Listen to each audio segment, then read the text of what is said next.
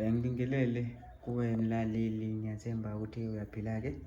Mina ngizocela kuwe la ukuthi uma uthi usamusha kulona ikhasi-ke leli-ke ungaphuma licindezelanga ibhathini subscribe nje kubiza imali kumahhala ukhishwe send khona uzokwazi ukuthi uqhubeke uthole nezinye iy'ndaba ezintsha engizolungisa nazo ngizofakela zona kulona ikhasi-ke leli-ke. La ngiphethe-ke insizwa-ke exoxa isitori sayo-ke part 4-ke manje xoxa isitori sayo ngokuthi-ke uhambo lwayo lokuyothwala-ke kwagcina-ke sekuwukuthi-ke isithwalo-ke sesiqeda wonke umndeni waso-ke laphana. Sabulala ingane zethu za-Antwayi, sabulala u-Antwayi, kwase kuphoqa ukuthi-ke yobulala nengane yayo engakazali sesiswini.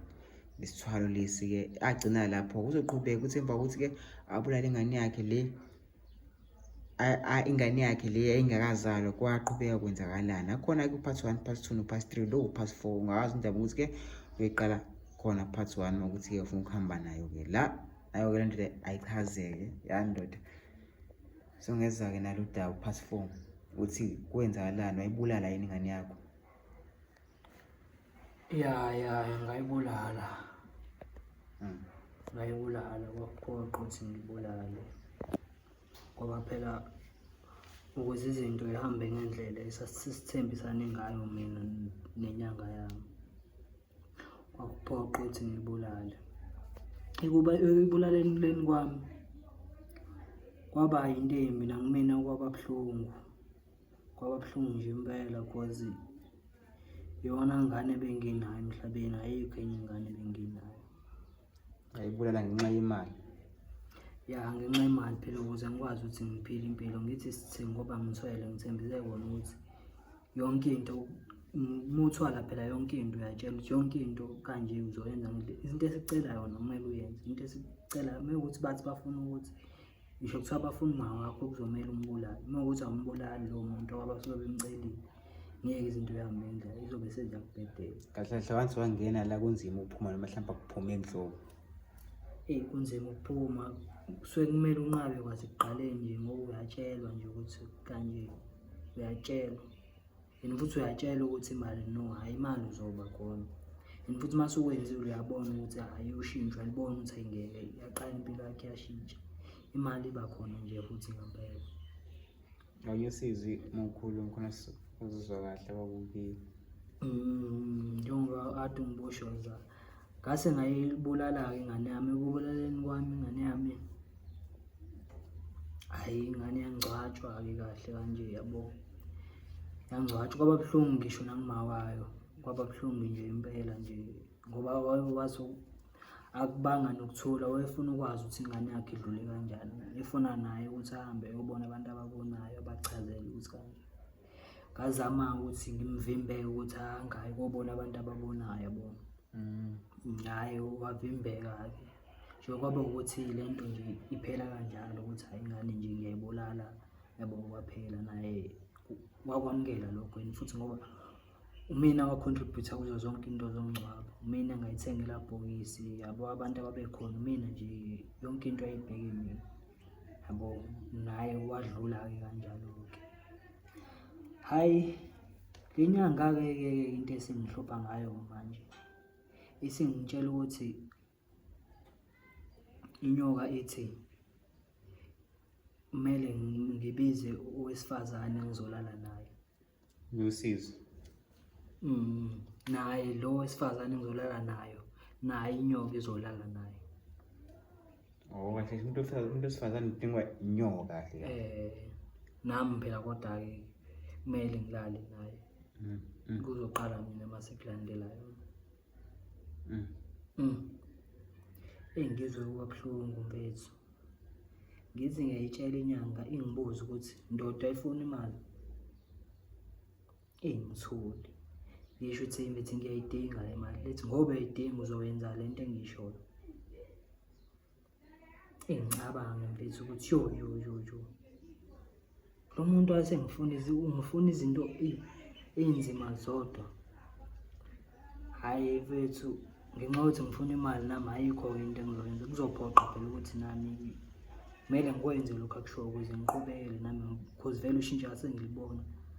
Zonke lezi zinto ayishoyo ukuthi angizenze, ushintsho nje bengilibona nje ukuhamba kwami. Imali ibingena? Hhayi, ibingena nje ngempela, esaphazeka mfethu nje. ingena nje ngempela.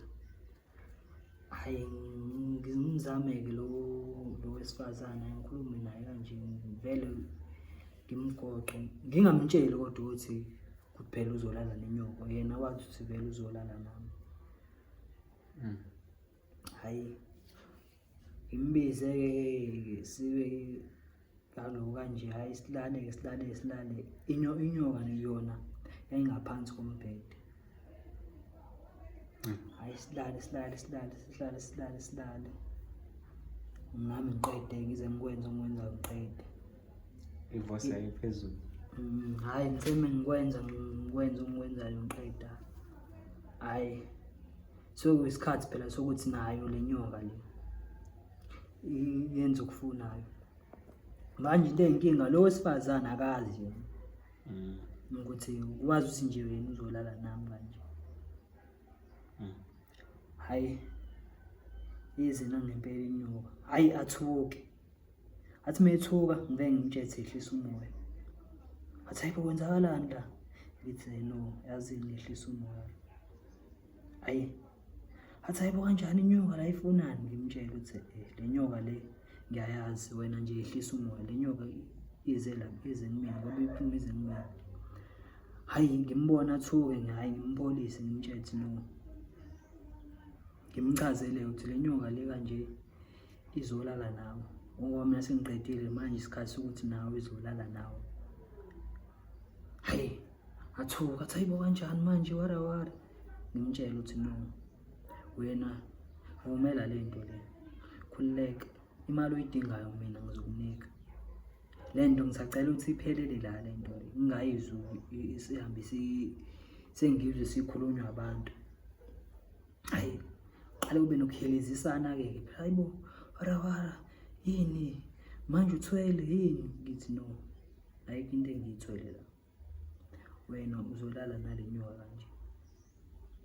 Ngimbona ukuthi hayi no akaphathekile kahle. Hayi avume-ke because ngamthembisa nje ngempela ukuthi hayi uzoyithola imali ngempela, ngoba ngamthembisa imali nje engango-200K.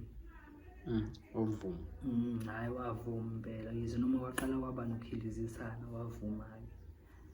Hayi inyoka ilale-ke naye-ke ilale inyoka ilale inyoka. Hayi ilale-ke kuze kuse kanjalo-ke, hayi inyoka ibuyele ngaphansi kombhede. Hayi kuze kuse-ke ngimphelezele ekuseni. Hayi theme ngimphelezela kwathi ekuseni ifoni inyanga uthi hawu usuyenzile into engishilo. Ngithi hawu yonke into nje i-right, ngiyenzile yonke into i-right. Hayi ithi khululeka namhlanje inyoka nje izokulethela imali ngempela ebusuku nje. Vele yona le nyoka vele imali ayiletha ngabo-12 njalo ngo-12 sengiyazi yafika nemali. Hayi ingitshele inyanga ukuthi ngilinde wona u-12, hayi nangempela ukutshela ukuthi ngaleso sikhathi imali ayiletha imali engango-8 million.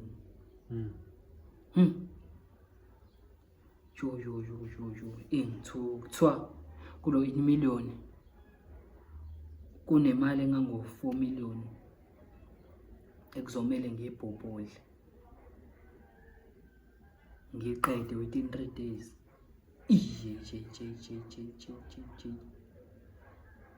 Yebo ngiyibuze le nyanga ukuthi hayibo khona umuntu ongaqeda imali engaka within 3 days 4 million.